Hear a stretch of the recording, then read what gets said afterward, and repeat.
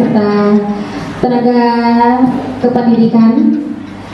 Alhamdulillah, bersyukur kita kepada Allah Subhanahu wa Ta'ala karena pada hari ini kita masih diberikan nikmat kesehatan hingga dapat berkumpul di ruangan yang berbahagia ini. Salawat dan salam tidak lupa kita haturkan kepada junjungan alam Nabi besar Muhammad SAW dengan ucapan Allahumma sholli ala sayyidina Muhammad wa ala ali sayyidina Muhammad, yang membawa kita dari alam kegelapan hingga dengan penuh ilmu dan keberkahan di dunia ini. Amin ya rabbal alamin. Sebelumnya Bapak Ibu, saya mengucapkan terima kasih yang tidak terhingga karena telah menyempatkan berkenan hadir di ruangan yang berbahagia ini di tengah-tengah kesibukan kita. Webinar Aksi Nyata Modul 1.4 Budaya Positif. Bapak Ibu yang saya hormati, selama menjalankan pendidikan guru penggerak, alhamdulillah kami sudah menjalankan 2 bulan pendidikan. Ini adalah paket modul pertama yang telah selesai, dan di sini kami berkewajiban menyampaikan apa yang kami dapati. Di sini kapasitas saya tidak sebagai mengajar, membimbing Bapak Ibu, tidak sama sekali. Namun di sini saya hanya ingin sharing knowledge, sharing experience apa yang kami dapati selama pendidikan guru penggerak. Baik Bapak Ibu, ini adalah profil saya dan sudah kenal kita ya. Baik Bapak Ibu, untuk mencairkan suasana hari ini saya ingin mengajak Bapak Ibu bergembira, boleh? Iya, boleh ya, alhamdulillah. Itu di kepala sekolah. Mohon berdiri Bapak Ibu. Ini sangat sederhana sekali permainan kita. Kita ice breaking. Terima kasih Bu Eka. Kita ice breaking 1 sampai 6 terhitung. Bisa ya Bapak Ibu ya. Berhitung 1 sampai 6, tangan kanan dan kiri kita gunakan. Ini bekerja berhubungan dengan kinerja otak kanan dan kiri. Nah, sangat sederhana sekali permainannya. Tangan kanan kita coba diangkat Bapak Ibu. Iya, kita hitung 1 ke atas, 2 ke depan, 3 ke bawah, 4 ke atas, 5 ke depan, dan ke 6 bawah. Bisa ya Bapak Ibu ya? Bisa. Iya, bisa. Udah. Oke, kanan tadi 1, 2, 3, 4, 5, 6. Bisa. Sekarang tangan kirinya. Iya. Tangan kiri 1, 2 langsung bawah, 3, 4, 5, 6. Tepuk tangan dulu kita bersama. Nah, sekarang kita tadi pemanasan. Ini baru masuk permainan. Oke. Tugasnya hanya saya membantu Bapak Ibu menghitung. Jadi Bapak Ibu nggak usah lalu-lalang berhitung, saya membantu menghitung, Bapak Ibu yang mempraktekkan. Ya, kita berhitung secara bersamaan. 1, 2, kiri sudah sama, kiri. Oke, bisa ya? Oke, coba. 1, 2. Iya, 1. Kirinya masih mana? Masih di atas sama kan? Iya. 2, kanan di depan, kiri di bawah. 3, kanannya, kirinya di atas. Bisa? Oke, sama-sama.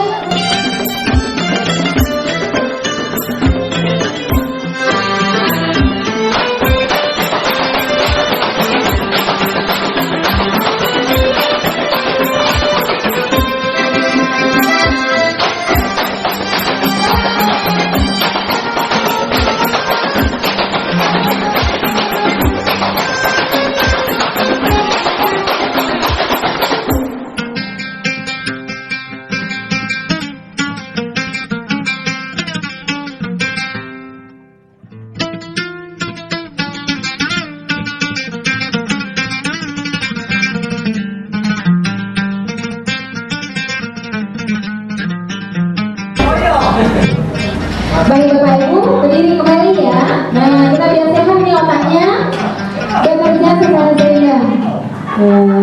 Semangat gitu, malah. Hitungnya mau cepat atau lambat ini Bapak Ibu?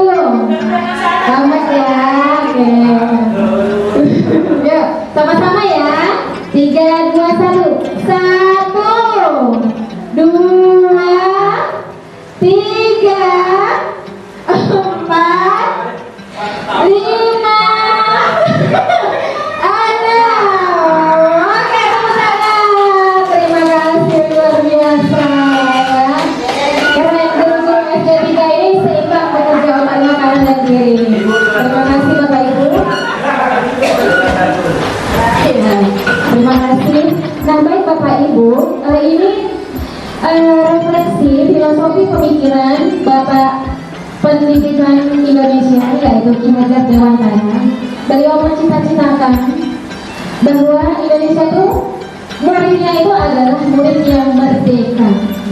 Merdeka di sini seperti apa?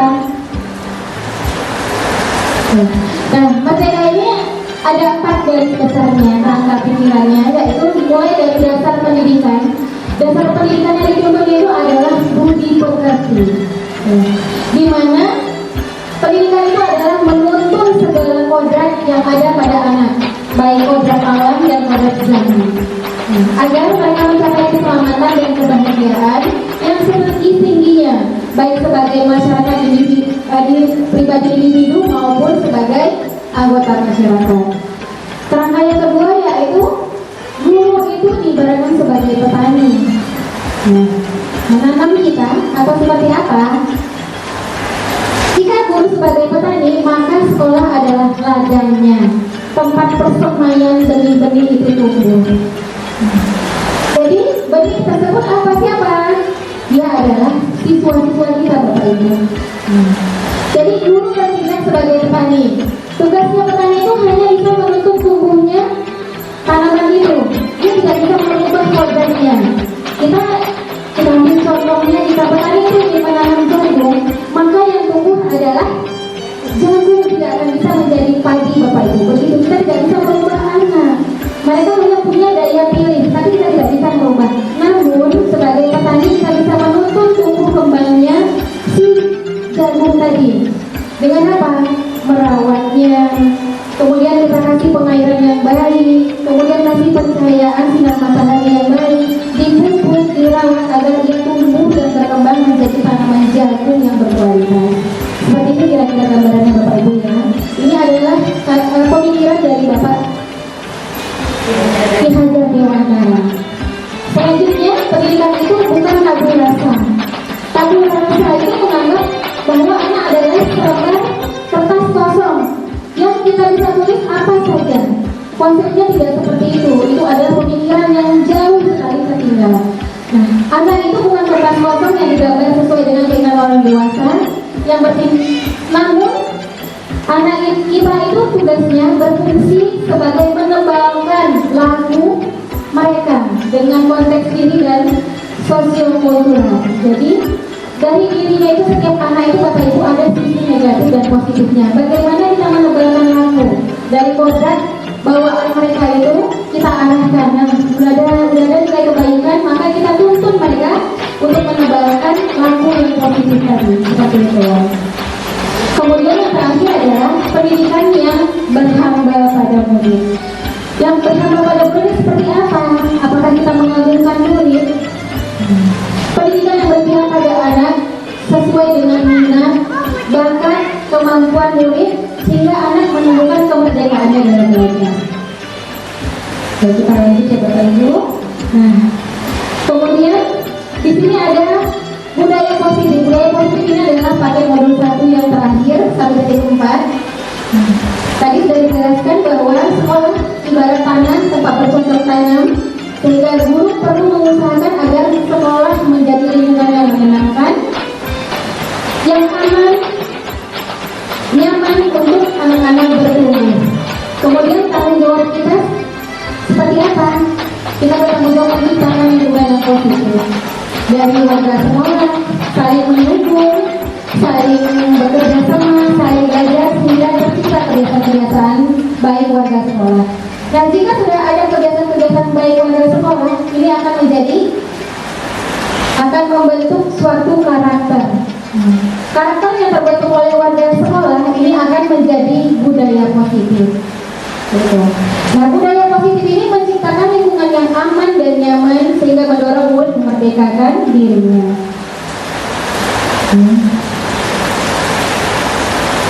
Ya, baik Bapak Ibu, ini adalah ringkasan materi modul 1.4 budaya positif.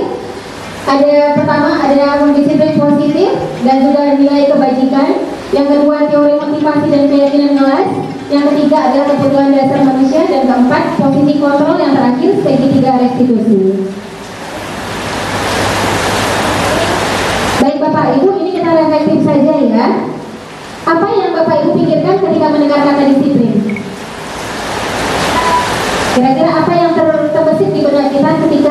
kita mendengar kata disiplin. Mentaati peraturan, benar sekali.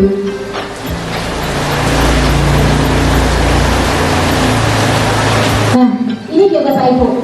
Disiplin itu cenderung kita berpikirnya adalah mentaati tata tertib atau peraturan. Kemudian itu bersifat kepatuhan. Kemudian keteraturan, meneraturkan seseorang atau bersifatnya itu majemuk. Dan nanti ujung-ujungnya yang tidak disiplin maka akan kena hukuman. Benar atau tidak Bapak Ibu? Betul ya? Ya betul seperti itu. Potong gaji. Nah itu salah satu ya Bu. Betul, hukuman ya. Nah nanti kita kan di sini akan mengupas semuanya Bapak Ibu. Apakah itu tepat posisi kontrol yang diberikan kepada kita atau kepada seorang anak, atau itu kurang tepat atau tidak sama sekali. Nah, jadi Bapak Ibu di sini kita akan merubah paradigma kita terkait kata disiplin. Disiplin itu sebenarnya adalah bentuk kontrol diri dengan tujuannya akan tujuannya mulia untuk mencapai kebajikan universal. Nah, kebajikan universal itu apa? Kebajikan yang disepakati secara bersama, adanya konsensus, ya. Jadi berangkat dari nilai-nilai yang dihargai atau kita yakini. Itu adalah kebajikan universal. Nilai-nilai kebajikan yang ingin dicapai setiap anak Indonesia yaitu profil pelajar Pancasila.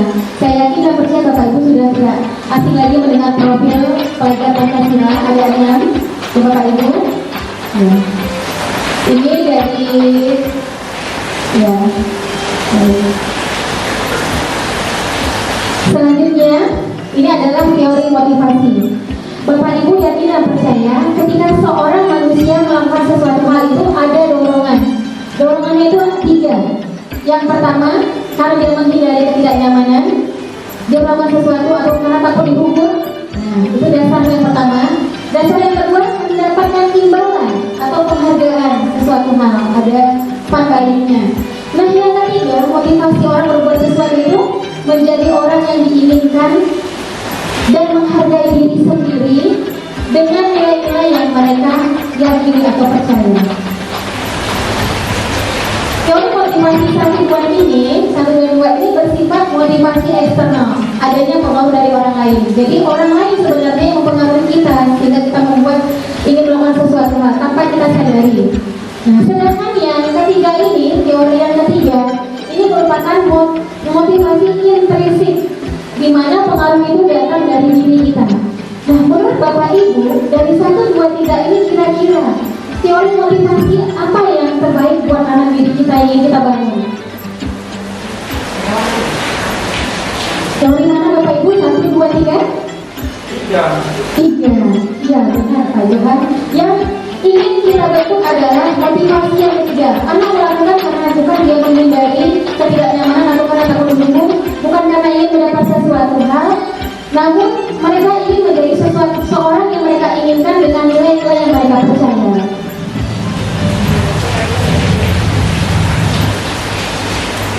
Baik Bapak Ibu, ini ada pertanyaan reflektif. Saya bantu membacakan. Tifa kurang menyukai pelajaran matematika, sehingga pada saat pelajaran tersebut berlangsung, dia lebih banyak berdiam diri atau menggambar di buku pelajarannya. Pada saat guru matematikanya, Pak Seno menanyakan pertanyaan Tifa menjadi gugup dan tak sengaja menjatuhkan tasnya dari kursi, serta tiba-tiba menjadi gagap pada saat berupaya menjawab. Seluruh kelas pun tertawa melihat perilaku Tifa yang bicara tergagap dan terkejut tersebut. Pak Seno pada saat itu membiarkan teman-teman Tifa menertawakan Tifa yang tergagap dan malu luar biasa. Dan malahan Tifa untuk maju ke depan dan berdiri di depan kelas sambil menunjukkan hidungnya karena tidak bisa menjawab pertanyaan Pak Seno. Kelas semakin gaduh dan anak-anak pun terlihat tertawa melihat Tifa di depan kelas dengan megang hidungnya. Baik Bapak Ibu, ini pertanyaan reflektif. Apakah Bapak Ibu setuju dengan tindakan Pak Seno terhadap Tifa? Tidak. Tidak. Kenapa Bapak Ibu? Itu sama secara tidak langsung membuli siswa untuk membuli orang lain. Ya, kalau menurut saya dari analisa pertanyaan tadi, pernyataan itu yaitu sebuah sikap dari guru untuk mengajarkan secara tidak langsung siswa itu untuk membuli yang lainnya. Saya rasa demikian. Baik, terima kasih tanggapannya Pak Johan. Ada lagi Bapak Ibu yang menanggapi terkait kasus ini? Ya. Baik Bapak Ibu, menurut Bapak Ibu tindakan Pak Sirno ini terhadap Diva hukuman atau konsekuensi? Hukuman atau konsekuensi? Hukuman. Ya benar sekali, hukuman ya, karena dia sifatnya ini tidak sengaja, kemudian dia tidak terukur Bapak Ibu. Ini menyakitkan siswa, berdampak jangka panjang kepada siswa. Siswa itu akan menimbulkan rasa dendam. Pertama mungkin dia pasti tidak suka sama gurunya, kemudian bisa menjadi orang yang pendendam. Seperti itu.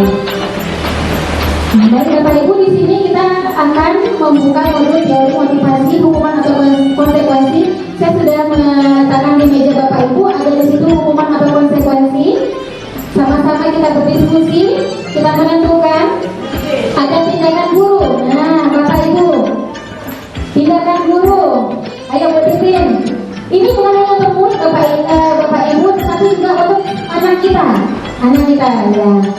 Mencetak 100 kali dalam buku kalimat. Saya tidak akan terlambat lagi karena terlambat ke sekolah. Hukuman atau konsekuensi? Hukuman. Ada yang sebut konsekuensi. Oke, tidak apa-apa. Perbedaan itu adalah keinginan, Bapak Ibu. Nanti akan kita bahas. Lari mengelilingi lapangan basket 2 kali karena terlambat hadir di sekolah. Hukuman, ya. Membersihkan coretan yang dibuatnya di meja tulis. Benar, konsekuensi. Murid diminta untuk push up 15 kali karena tidak menggunakan masker. Hukuman, ya. Menggantikan kertas tugas teman yang telah dicoret-coret. Iya, sampai di sini kayaknya Bapak Ibu bisa membedakan konsekuensi dan hukuman. Bisa ya Bapak Ibu ya. Baik, nah luar biasa ini guru-guru SD3 ya. Iya. Baik Bapak Ibu, ini sudah ya. Saya sudah sempatkan juga di browsing seperti ini ya. Jadi Bapak Ibu bisa menarik kesimpulan perbedaan antara hukuman dan konsekuensi? Bisa Bapak Ibu? Boleh saya ingin memaparkan pendapatnya Bu? Tapi sudah bisa ya Bu ya? Baik ya. Nah baik Bapak Ibu, kita masuk kebutuhan dasar manusia. Kebutuhan dasar manusia itu ada 5. Ini kebutuhan yang pertama itu bertahan hidup, survivor, ya. Kemudian yang kedua kasih sayang dan rasa diterima. Kemudian yang ketiga itu kebebasan, freedom. Kemudian penguasaan, power, dan yang terakhir itu kesenangan. Bapak Ibu, setiap perilaku buruk manusia itu didasari oleh adanya kebutuhan dasar yang tidak terpenuhi. Nah, sehingga dia melakukan tindakan atau perilaku yang bertentangan dengan nilai-nilai kebajikan. Jadi setiap anak kita melakukan sesuatu hal yang negatif itu ada kebutuhan dasar yang tidak dia penuhi. Tapi mungkin kita kurang bisa menganalisa hati Bapak Ibu, ya. Misalkan kenapa dia begini, nah pasti ada alasannya seperti itu Bapak Ibu. Baik, di sini saya ingin berbagi video kepada Bapak Ibu.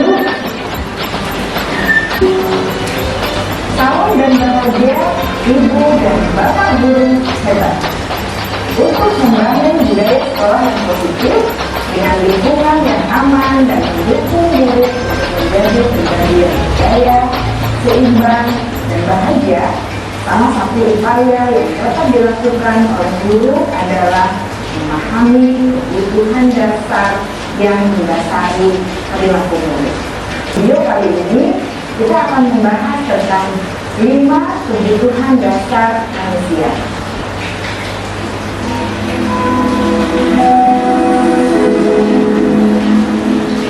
Baik Bapak Ibu, materi selanjutnya ini yang tidak kalah penting sekali peran kita sebagai guru, yaitu 5 posisi kontrol. Nah, nanti kita akan tahu di posisi manakah kita selama ini. Yang pertama itu adalah penghukum Bapak Ibu. Posisi kontrol yang pertama adalah penghukum. Yang kedua itu adalah pembuat merasa bersalah. Ketiga, yaitu posisi sebagai teman. 4, pemantau. Dan yang terakhir adalah sebagai manajer. Jadi perilaku buruk seseorang merupakan respon dari kebutuhan yang tidak terpenuhi, sehingga ini yang tadi Bapak Ibu. Next kita sambung. Nah, ini sudah ada video inspiratif. Dalam penerapan disiplin positif restitusi, salah satu program yang digunakan adalah 5 posisi kontrol. 5 posisi kontrol dalam restitusi adalah proses perjalanan seorang pendidik agar dapat mengenali dirinya. Nah, ini bagaimana perjalanan kita agar kita mengenali sebagai pendidik, kita mengenali diri kita.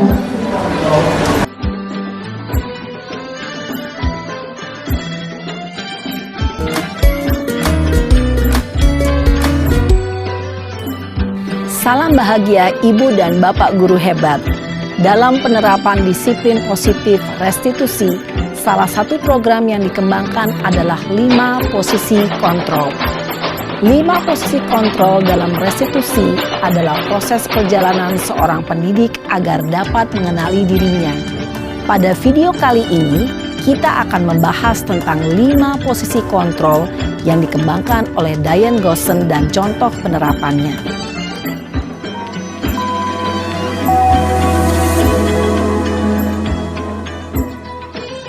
5 posisi kontrol itu adalah 1. Posisi penghukum. 2. Posisi pembuat merasa bersalah. 3. Posisi teman. 4. Posisi pemantau atau monitor. Dan 5. Posisi manajer. Untuk lebih memahami kelima posisi tersebut, mari kita saksikan kasus Naren yang terlambat hadir 20 menit di sekolah dan melihat bagaimana kelima posisi kontrol dalam menghadapi masalah tersebut.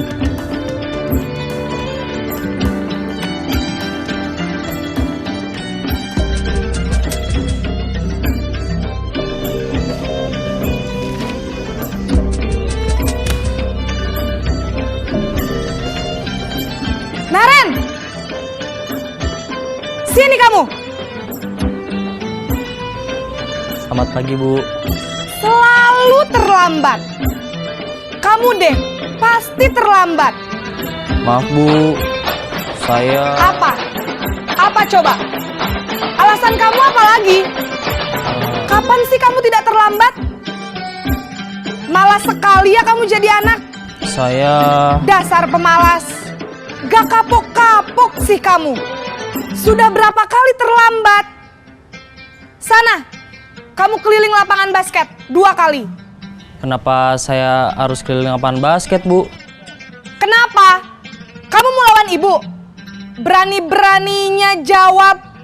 Sudah terlambat, masih berani jawab pula. Sekarang, keliling lapangan basket 5 kali sekalian, biar kapok. Menyindir, hukuman bisa berupa fisik maupun psikis. Ibu dan Bapak guru hebat, dampak yang terjadi pada murid ketika guru berada pada posisi penghukum adalah murid cenderung akan memberontak, bahkan menyimpan dendam.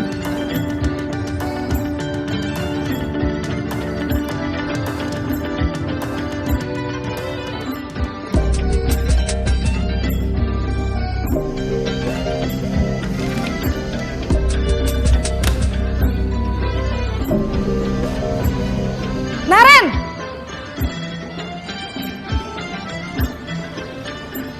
Selamat pagi, Bu. Naren. Kamu kenapa terlambat lagi, nak? Ya Tuhan, Naren. Kamu senang ya bikin ibu susah ya? Kalau kamu terlambat lagi, nanti ibu yang ditegur bapak kepala sekolah, nak. Disangka ibu tidak bisa membina kamu. Duh, gimana ini? Maaf, Bu. Duh, Gusti Naren. Kamu suka ya kalau ibu ditegur bapak kepala sekolah? Terus, sekarang ibu harus tulis apa ini di buku absen? Ini kamu sudah sering terlambat loh. Ibu harus apa coba? Maaf, Bu. Maaf sekali. Ya sudah, lain kali jangan bikin ibu susah lagi ya nak ya. Ibu tidak akan kuat lagi kalau kamu begini terus. Bisa jantungan kalau ibu ditegur bapak kepala sekolah. Sana cepat ke kelas. Maaf ya Bu, maaf sekali. Posisi pembuat rasa bersalah berbicara dengan nada tenang, cenderung lembut. Namun kata-kata yang diutarakan membuat murid merasa menjadi orang yang gagal. Memandang buruk dirinya sendiri, merasa tidak berharga, dan tidak sanggup membahagiakan orang lain. Ketika guru mengambil posisi pembuat rasa bersalah, murid akan menganggap dirinya yang bersalah dan ia akan menyimpan emosi negatif tersebut di dalam dirinya.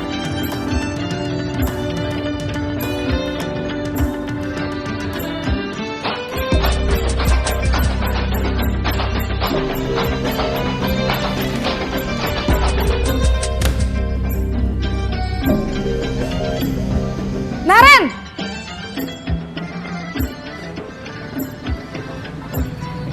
Selamat pagi Bu. Wah, sudah jam berapa ini? Bahagiakan orang lain. Ketika guru mengambil posisi pembuat rasa bersalah, murid akan menganggap dirinya yang bersalah dan ia akan menyimpan emosi negatif tersebut di dalam dirinya.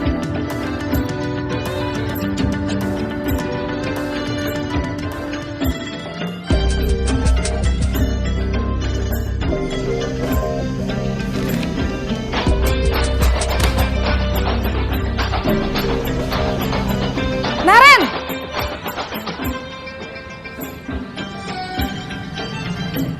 Selamat pagi Bu. Wah, sudah jam berapa ini, Nak? Terlambat lagi ya, sayang. Iya Bu, habis ibu saya lupa bangunkan saya Bu.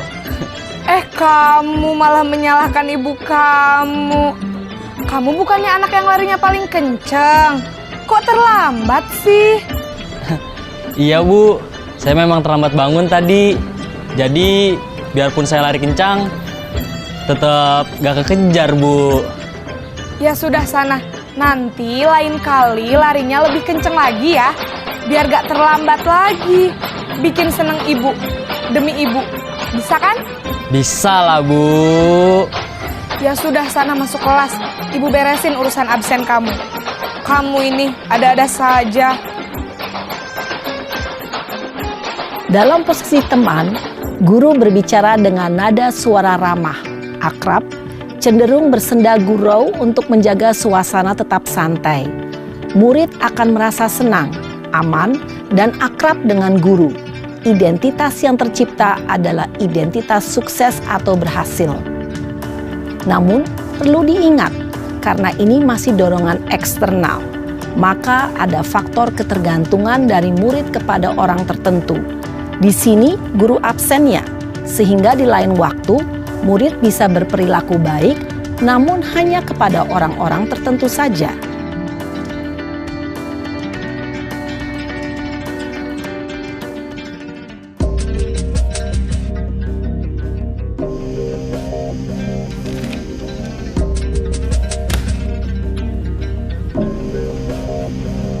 Naren!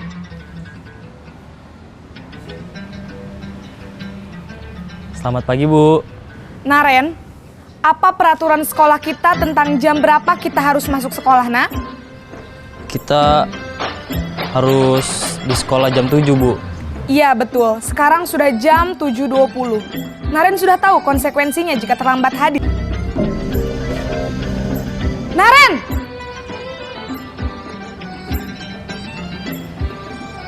Selamat pagi Bu. Naren, apa peraturan sekolah kita tentang jam berapa kita harus masuk sekolah, Nak?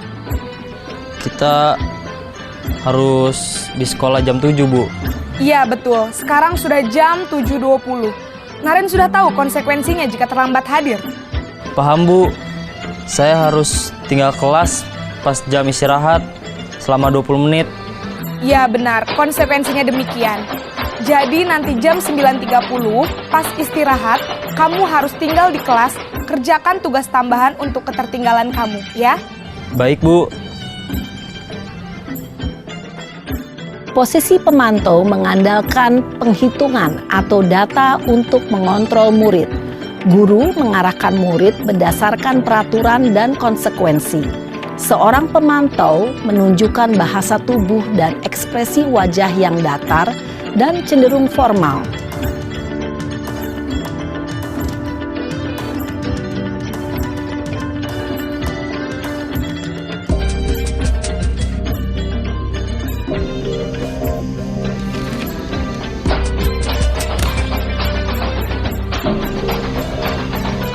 Naren!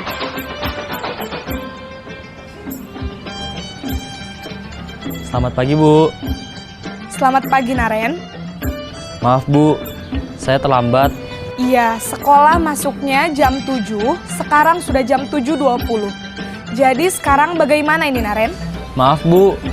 Saya lupa setel alarm saya semalam. Baiklah, menurut kamu, keyakinan sekolah yang mana yang perlu kamu tingkatkan? Menghargai diri sendiri dan orang lain mungkin ya, Bu. Setuju. Jadi, apakah Naren meyakini prinsip saling menghormati tersebut? Iya, Bu. Saya meyakininya. Apakah Naren bersedia memperbaiki masalah keterlambatan ini? Bersedia, Bu. Bagaimana kamu akan perbaiki masalah keterlambatan ini? Saya akan coba untuk tidak lupa menyetel alarm saya, Bu. Baik, kalau Naren lupa menyetel alarm di rumah, ada orang yang kira-kira bisa bantu mengingatkan tidak? Ada, Bu. Kakak saya, Kak Ema. Ada lagi selain Kak Ema? Selain Kak Ema, ada ibu saya. Baik, jadi yang mengingatkan Naren adalah Kak Ema dan ibu kamu ya? Kira-kira akan mulai setel alarm kapan nih, Naren? Setelah pulang sekolah, akan selain Kak Ema, ada ibu saya. Baik, jadi yang mengingatkan Naren adalah Kak Ema dan ibu kamu ya? Kira-kira akan mulai setel alarm kapan nih, Naren? Setelah pulang sekolah, akan segera saya lakukan. Baik, jadi Naren akan setel alarm untuk bangun besok pagi dan akan diingatkan oleh kakak dan ibunda Naren ya. Ada lagi yang mungkin perlu dilakukan, Naren? Agar tidak terlambat bangun lagi. Tidak ada, Bu. Baik, Naren. Terima kasih untuk kerjasama kamu. Sekarang kamu perlu kembali ke kelas untuk belajar. Baik, Bu. Terima kasih. Posisi manajer adalah posisi kontrol yang disarankan untuk membimbing murid memiliki sikap disiplin yang positif, yaitu murid yang mandiri, bertanggung jawab, dan dapat memecahkan masalah. Tujuan dari posisi ini adalah agar murid dapat berefleksi atas tindakannya. Guru akan dengan tulus memberikan pertanyaan-pertanyaan bermakna, sehingga membuat murid dapat belajar dari kesalahannya dan mencari sebuah solusi untuk menyelesaikannya. Ibu dan Bapak guru hebat, setelah mengamati adegan kelima posisi kontrol tadi, kira-kira posisi mana yang paling ideal? Posisi mana yang dapat menunjang motivasi intrinsik murid? Ya, tentu posisi manajer. Posisi ini memang posisi ideal yang ingin dituju setiap pendidik. Pada posisi inilah, guru dapat menerapkan disiplin positif yang berpihak pada murid, yang memerdekakan murid. Perjalanan seorang pendidik tentunya tidak mudah untuk sampai pada posisi seorang manajer. Namun, tujuan kita pasti, yaitu menciptakan murid-murid yang mandiri, merdeka, dan bertanggung jawab. Semoga penggambaran 5 posisi kontrol yang telah diperlihatkan ini dapat menjadi ajang refleksi bagi kita semua, agar dapat terus mengasah dan menerapkan disiplin positif yang memerdekakan murid.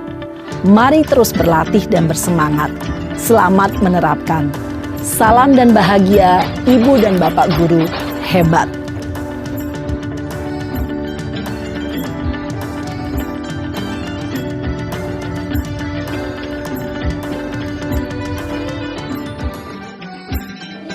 Di posisi manakah kita yang selalu kita lakukan? Apakah di posisi pembuku, membuat rasa bersalah, posisi sebagai teman, posisi sebagai pemantau, atau juga sebagai seorang manajer? Yang tahu hanyalah diri kita, seperti itu Bapak Ibu. Di sini saya secara pribadi memang seperti cambukan buat saya Bapak Ibu. Karena di 5 posisi itu secara pribadi setelah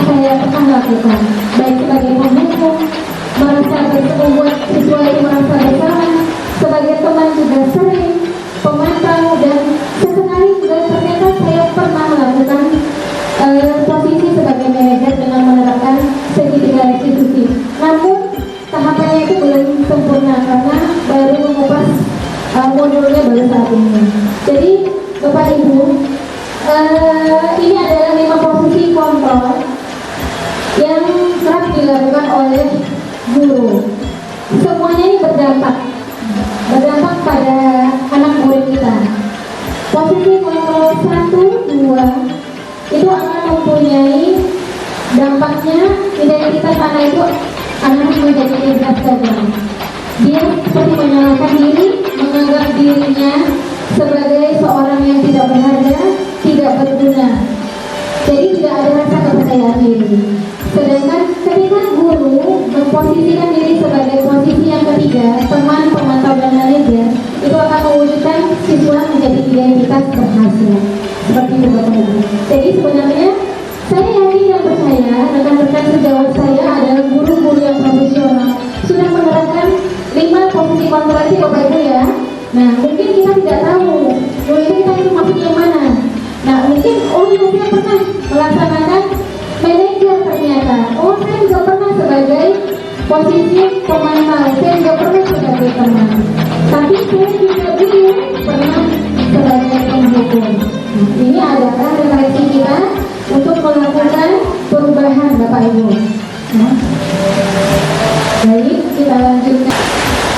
Bapak Ibu, dari 5 posisi kontrol ada koherensi materi yaitu segitiga restitusi, di mana segitiga restitusi ini adalah sebuah pendekatan untuk menciptakan budaya positif atau disiplin positif.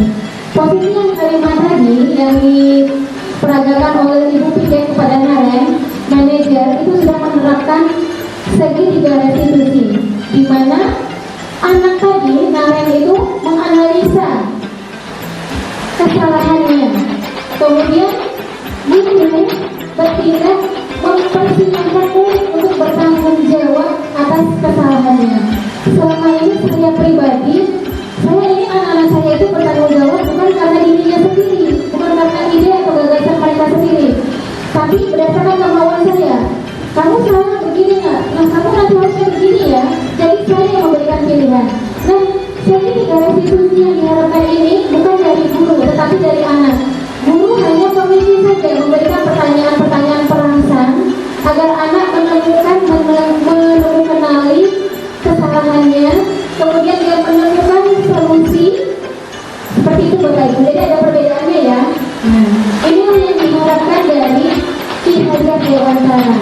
Adanya posisi seorang manajer pada semua guru.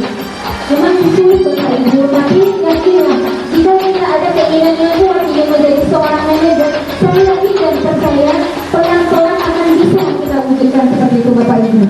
Kita seperti penyelamat, kita seperti membantu anak-anak untuk mengenali diri mereka, bukan dari kita yang memberikan solusi, tapi mereka yang memberikan solusi, kita yang mengarahkan. Nah, kemudian Bapak Ibu, segitiga restitusi dan setnya bisa kita terapkan ke anak-anak kita, bukan hanya kepada siswa, kepada anak-anak kita. Itu akan membangun pemikiran yang matang kepada mereka. Jadi mereka menjadi individu yang kreatif, mandiri, adaptif, dan bertanggung jawab. Seperti itu.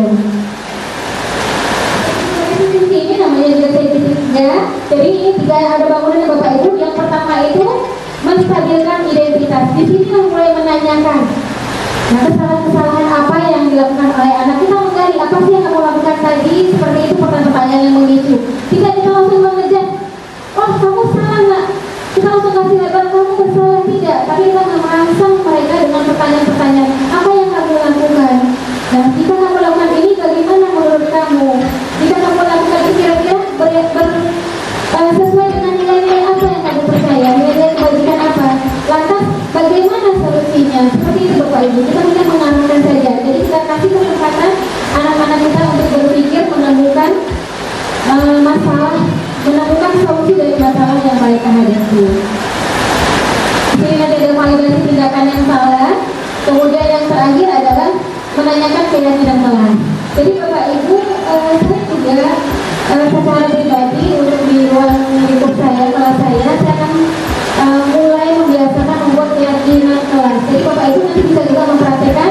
Kita bangun ya Bu, misalnya besarnya di kelas 4, Bu Susi kelas 2, Bu Eka di kelas 5. Kita buat keyakinan kelas sama-sama dengan anak-anak. Apa sih keyakinan kelas? Misalkan yang pertama kejujuran. Biar dari anak-anak yang mendata semua. Jadi ketika mereka membuat suatu hal yang buruk, berarti ada dasar kebutuhan tadi yang tidak terpenuhi ya, kebutuhan dasarnya. Kita nanti kita balikkan lagi. Ini bertentangan tidak dengan keyakinan kelas kita. Dia tahu sendiri ya, yang mana? Misalkan menghargai. Kalau di kelas 6 ini kasusnya mereka sering ngata nama orang tua. Nah, di situ saya rasa hampir semua kelas ada problem itu Bapak Ibu ya, atau bully. Kita membangkitkan dengan keyakinan kelas yang akan kita sepakati, misalkan menghargai orang lain. Jadi hal seperti itu.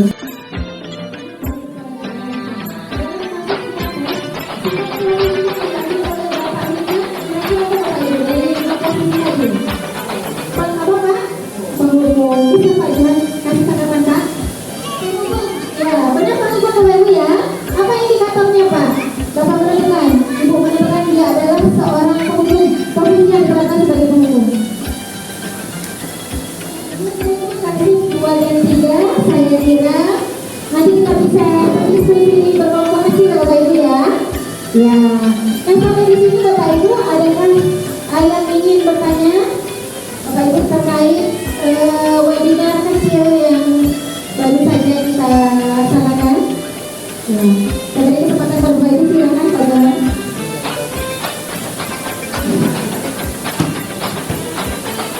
Terima kasih Bariskan. Jika di dalam materi Bariskan dari pemaparan pertama, saya akan mengambil konteks di bidang bahwa guru itu diumpamakan selaku petani. Ini cukup menarik. Artinya ladang untuk sekolah berarti orang itu adalah petani itu ladangnya ya. Sekolah itu seluruh ladang bagi petani. Bagi guru, siswa atau gurunya. Kalau petani gadu atau tanaman sejenisnya ya. Di sini yang perlu saya tanyakan kepada Rizka, kita selaku guru, selaku pendidik, terkadang tidak pernah berpikir demikian, sehingga langsung menjudge atau memponis siswa kita. Apalagi tren di akhir tahun rapat naikkan kelas ini sering saya dengar, dan berulang kali saya sering menyampaikan secara tidak langsung bahwa kita mempelajari dulu anak, baru kita menjudge bahwa anak itu tidak layak naik kelas. Tetapi kebanyakan guru pendidik itu langsung menjadi siswa untuk tidak naik kelas tanpa melihat salah satu sisi pandangan dari berbagai sisi ya.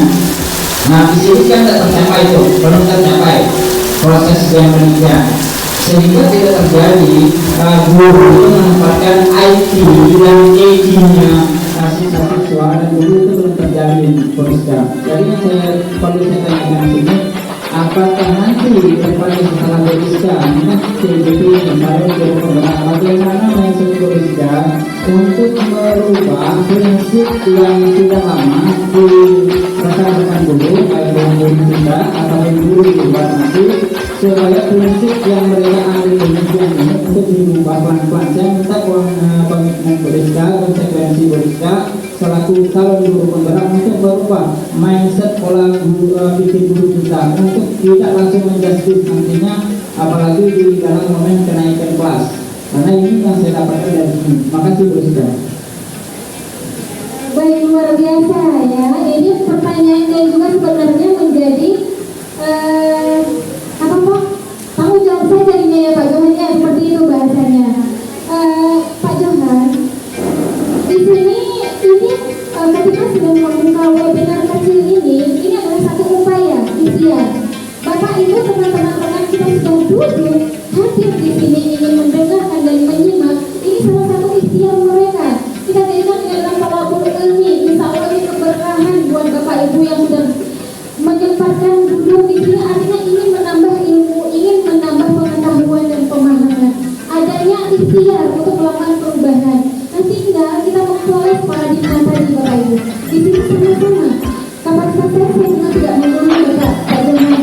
Saya hanya berbagi apa yang sudah saya dapati, saya berikan ke teman-teman. Jadi kembalinya adalah jadi di rumah masing-masing.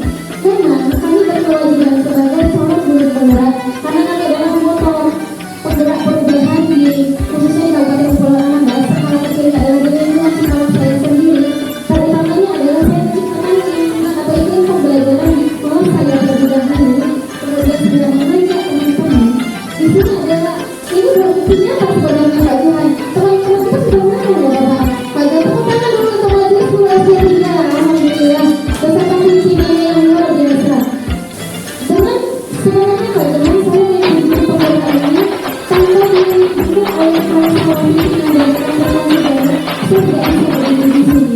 Saya tidak akan bisa berhasil menempuh pendidikan berpenggerak walaupun ini hanya baru 30%. Karena kami harus menyelesaikan 6 modul lagi. Nah, jadi nanti dan saya berjanji, insya Allah umur panjang dan sehat dan batin, ibu-ibu kepala sekolah, setiap akhir modul atau misalkan ada yang hal-hal baru yang saya dapati, saya akan berbagi ilmunya kepada teman-teman sejawat dengan ikhtiar terjadi perubahan di sekolah kita. Kita membangun sertifikat paradigma baru yang disaksikan oleh Menteri Bapak Pendidikan Nasional kita. Seperti itu Pak Johan, mudah-mudahan dilakukan oleh teman-teman. Pak Johan, ya, yang lain Bapak Ibu bagaimana? Bapak Ibu kepala sekolah, dan saya mendengar tanggapannya Bapak Ibu. Jika dirasa sudah mencukupi materi yang sudah saya paparkan hari ini, dari mengucap alhamdulillahirabbil alamin, selesai webinar dari aksi nyata pada modul 1.4 yaitu budaya positif. Harapan saya setelah webinar kecil ini bisa sama-sama bergerak untuk melakukan perubahan kecil, untuk melakukan perubahan yang besar dari kalian kita menuju ke hal-hal yang lebih baik. Seperti itu Bapak Ibu. Jadi sama-sama di sini kita belajar. Jadi sebenarnya intinya adalah pada diri kita. Kita yang memang setiap manusia itu mempunyai daya diri. Kita ingin memilih melakukan atau berdiam diri atau menolak. Seperti itu ya Bapak Ibu. Ya, saya ucapkan terima kasih yang sudah terima kepada kepala sekolah dan dari ibunya luar biasa yang selalu mensupport saya dari dalam maupun dari luar dengan berbagai dukungan yang tidak bisa saya sebutkan. Nah, kemudian di sini juga berada keluarga saya, terima kasih yang selalu mensupport saya. Saya mohon maaf jika dalam penyampaian ini terdapat kesilapan atau hal yang kurang berkenan. Yang saya ingin berbagi pengalaman, berbagi ilmu, dan kemudian ingin sama-sama kita melakukan perubahan yang akan lebih baik kepada sekolah yang kita cintai ini. Saya akhiri dengan wabillahi. Wassalamualaikum warahmatullahi wabarakatuh.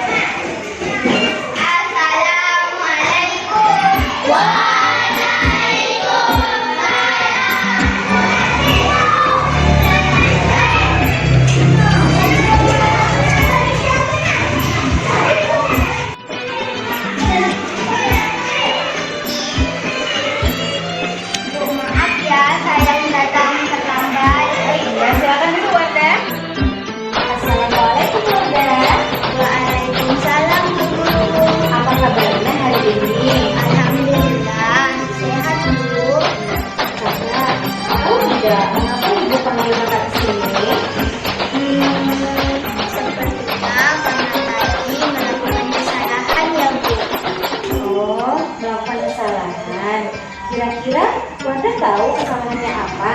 Datang terlambat, Bu. Kalau Ibu boleh tahu, mengapa Wanda bisa terlambat hari ini ke sekolah? Biasanya Wanda selalu datang yang pertama. Iya, Bu. Tadi saya bangun terlambat karena tidak ada yang membangunkan Selama ini siapa yang membangunkan wadah? Emak saya, Bu. Lantas kemana Nak? Pergi ke pulau, ada acara keluarga, Bu. Baik, wadah. Setiap manusia pasti pernah melakukan kesalahan. Di sini ibu tidak mencari siapa yang salah. Karena lumrah setiap manusia pasti pernah melakukan kesalahan. Tetapi kita ingin mencari solusi dan memperbaiki dari kesalahan tersebut. Nah, menurut wadah, keyakinan kelas mana yang perlu kamu tingkatkan? Menghargai diri sendiri dan disiplin, Bu. Tepat sekali. Ibu sependapat dengan kamu, Nak. Nah, apakah wadah ini memperbaiki masalah keterlambatan ini? Bersedia, Bu. Baik. Bagaimana cara kamu menyelesaikan masalah? Saya akan menyalakan alarm dan meminta tolong kakak untuk membangunkan saya, Bu. Baik, kamu akan menyalakan alarm dan meminta tolong kakak untuk membangunkan kamu. Nah, kapan rencana ini akan kamu laksanakan? Pulang sekolah ini, Bu, saya akan menyetel alarm dan meminta tolong kakak untuk membantu membangunkan saya. Baik, wadah. Menurut kamu, adakah solusi lain? Tidak, Bu. Menurut saya, itulah solusi yang tepat agar saya tidak datang terlambat lagi, Bu. Baik, wadah. Terima kasih atas kerjasamanya ya, Nak. Sekarang, silakan kamu istirahat. Ya, terima kasih ya, Bu. Sama-sama, sayang.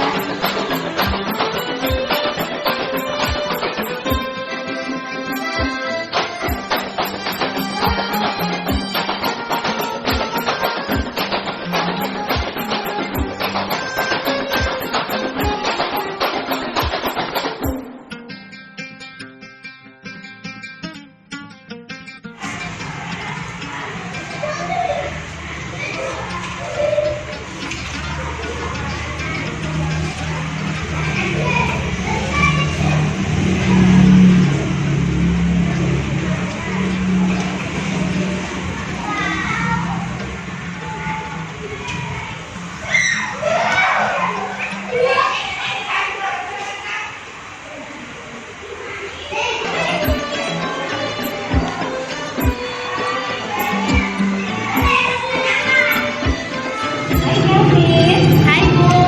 Bagaimana ulangan tadi, Nak? Wah, mudah banget. Saya mudah mengerjakannya. Keren sekali.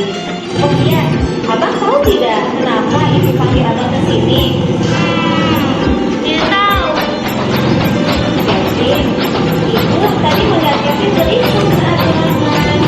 Mulai ke kanan, ke kiri, sesekali ke bawah. Apa yang berhitung? Maaf ya, Bu. Saya tadi mencontek. Kevin, setiap manusia pasti pernah melakukan kesilapan. Itu manusiawi. Kevin pasti punya alasan kenapa Kevin menyontek saat ulangan tadi. Ayo, coba ceritakan pada Ibu. Saya tadi malam ketiduran, Bu. Jadi tidak sempat untuk belajar. Ya, kalau Kevin tidak sempat belajar, artinya Kevin tidak mempunyai persiapan. Nah, menurut Kevin, apakah tindakan menyontek sesuai dengan keyakinan kelas kita? Tidak, Bu. Nah, keyakinan kelas apa yang bertolak belakang dari tindakan tersebut? Kejujuran. Baik, bagus sekali. Jadi, bagaimana menurut Kevin agar saat ulangan berikutnya Kevin tidak menyontek lagi? Saya mengulangi pelajaran agar mudah untuk ulangannya, Bu. Iya, benar sekali ya, Nak. Kemudian Kevin juga harus percaya dan mampu dengan kemampuan sendiri. Baik, jika itu sudah Kevin lakukan, keyakinan apa yang terbangun dari diri Kevin? Kepercayaan diri, Bu. Nah, kapan Kevin akan memulai tindakan ini? Siap. Mulai hari ini saya akan rajin mengulangi pelajaran di rumah. Bagus sekali, Kevin. Nah, terima kasih atas kerjasamanya. Sekarang, silakan Kevin istirahat. Terima kasih ya, Bu. Sama-sama, sayang.